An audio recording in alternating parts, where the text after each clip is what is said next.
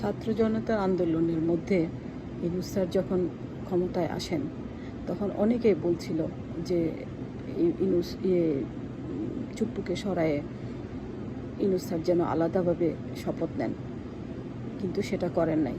এটা করেন নাই ইয়ের বুদ্ধিতে, আমাদের আসিফ নজরুল ভাইয়ের বুদ্ধিতে।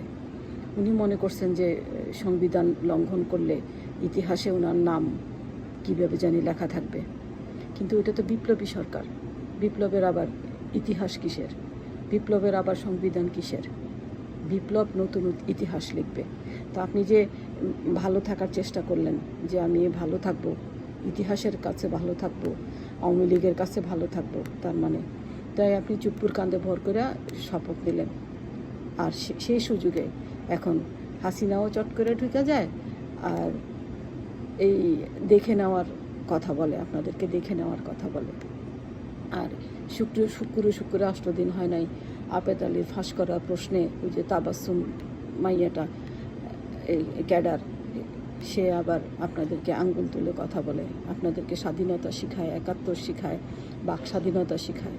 ও তো ওগুলো বলবেই, কারণ 15 বছর তো সে এগুলোই শিখে বড় হয়েছে, এগুলোই সে পড়ছে, পাঠ্যপুস্তকে তো এগুলোই আছে।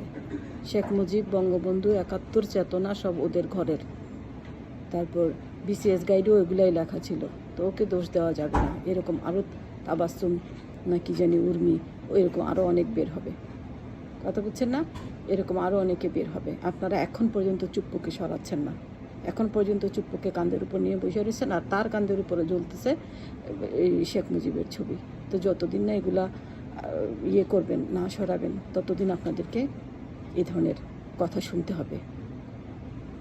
উর্মিরা এরকম জেগে উঠবে, কারণ ওরা মিথ্যা শুনে বড় হয়েছে, সত্য ওদেরকে কেউ শিখায় না। তো ওকে দোষ দেওয়া যাচ্ছে না এই মুহূর্তে।